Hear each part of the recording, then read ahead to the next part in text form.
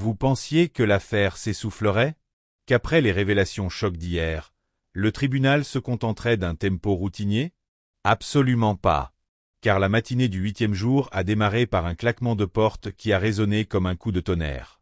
À 10h47, un homme à la silhouette longiligne est apparu, manteau gris coupé au scalpel, visage dissimulé derrière des lunettes fumées. Personne n'avait son nom sur la liste. Aucun badge presse, aucun avocat à ses côtés. Il avançait pourtant avec la certitude d'un habitué, tenant sous le bras un épais classeur noir cerclé d'un élastique rouge.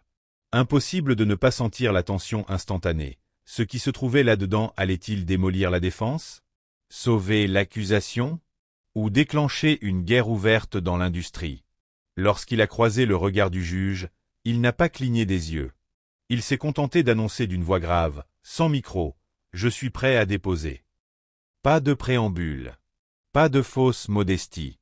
Juste un calme implacable qui a coupé net les bavardages. On aurait pu compter les battements de cœur collectifs tant la salle retient son souffle. Dans la rangée de gauche, 2 jurés se sont échangés un coup d'œil nerveux. L'un d'eux a serré son stylo jusqu'à blanchir les jointures.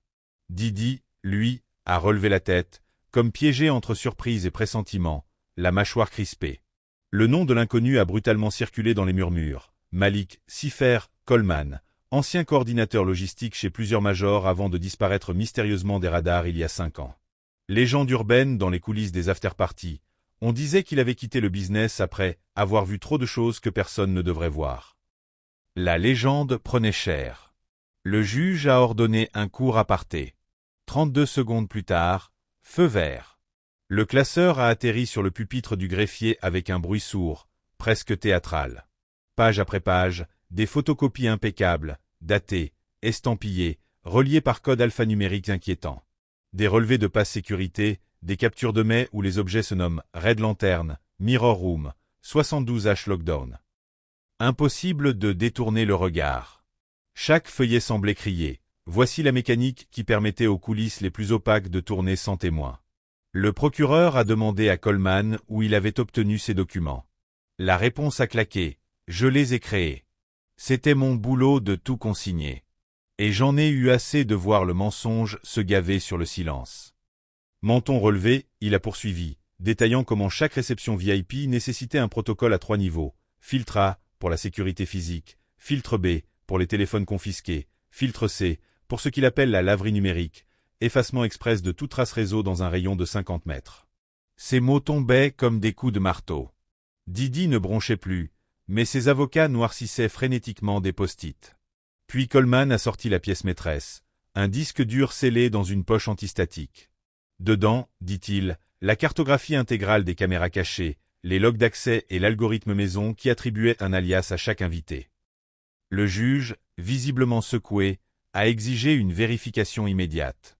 Un technicien fédéral a branché le support sur un poste hors ligne. L'écran a jailli de code blanc sur fond noir.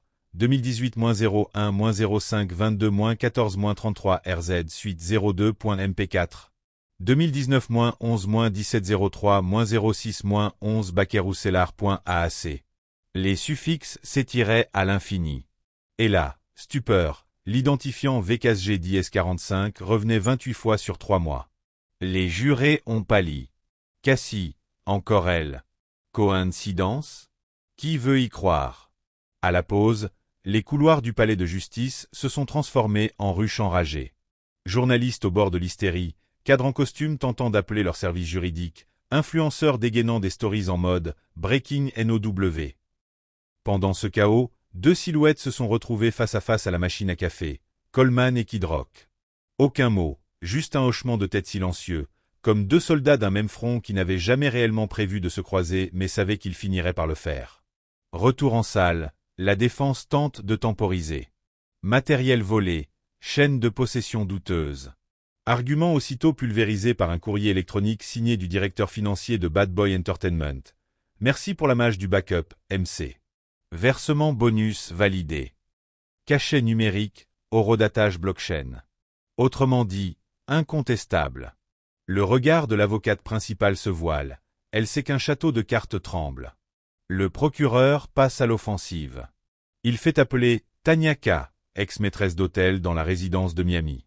Voix fluette mais déterminée, Elle relate l'assignation de bracelets de couleur qu'elle devait remettre discrètement selon l'état émotionnel des invités spéciaux. Vert, docile. Orange, agitation potentielle. Rouge, risque de fuite. Et chaque fois que le code virait rouge, un membre de l'équipe sécurité surnommé Doc injectait un cocktail sédatif, elle l'a vu de ses propres yeux, puis notait « stabilisé » dans une application interne à icône de cadenas violet. Récit glaçant. Un juré essuie ses lunettes, peut-être pour dissimuler la larme naissante. Quand Tania baisse enfin les yeux, la salle est plombée.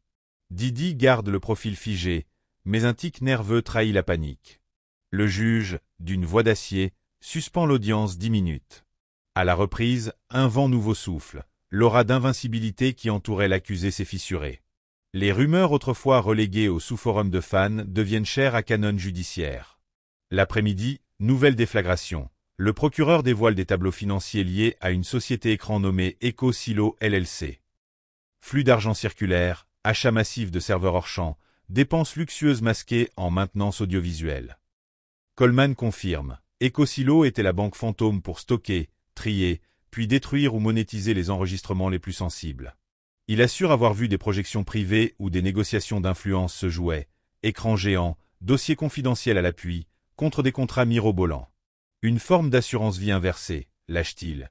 Tu signes, on te garde au chaud, et si tu parles, la bande sort. Les jurés ne prennent plus simplement des notes, ils griffonnent comme si leur stylo devait sauver la logique du monde.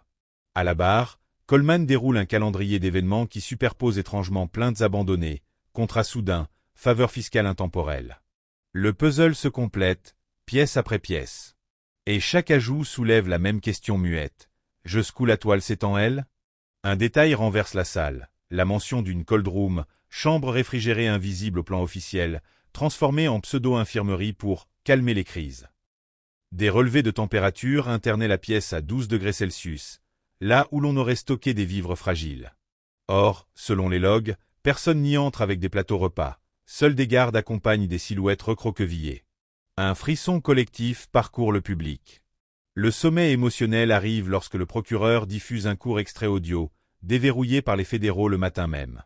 Voix masculine, clairement identifiée par un expert comme celle de Didi, qui murmure « Coupe le micro salon 3, verrouille les rails, on la dépose dans l'Arctique si elle hurle encore ».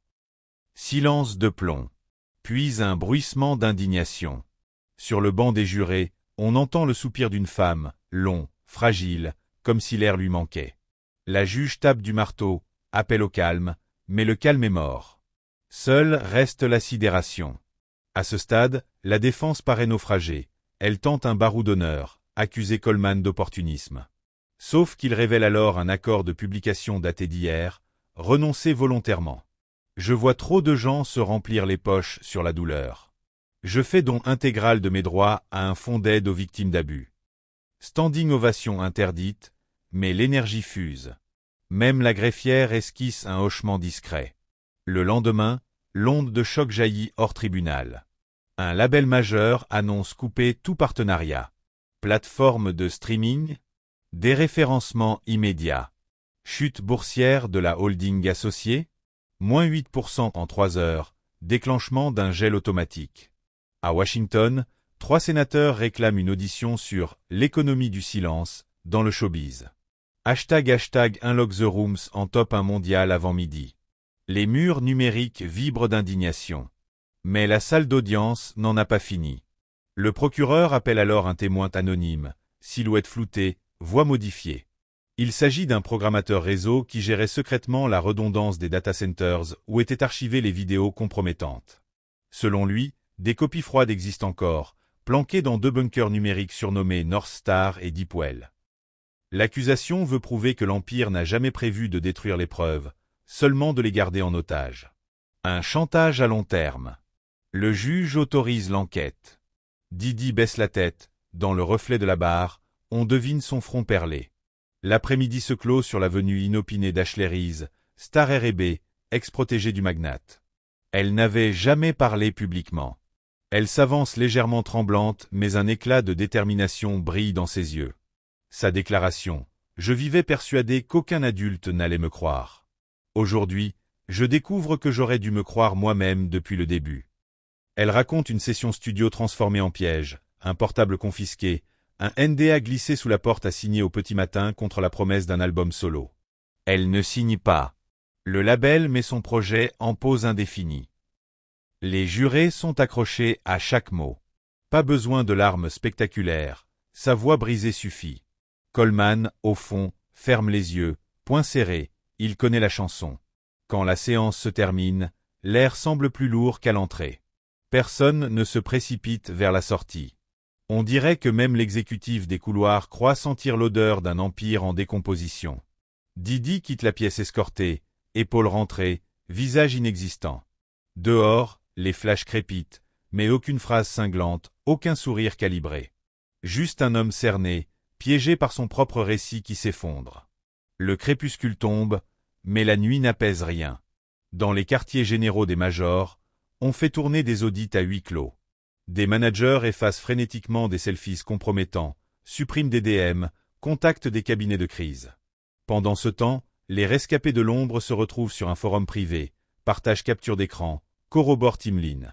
Un vent de libération douloureux mais irréversible souffle. À l'aube du 9e jour, la chambre d'audience est pleine 1 heure avant l'ouverture.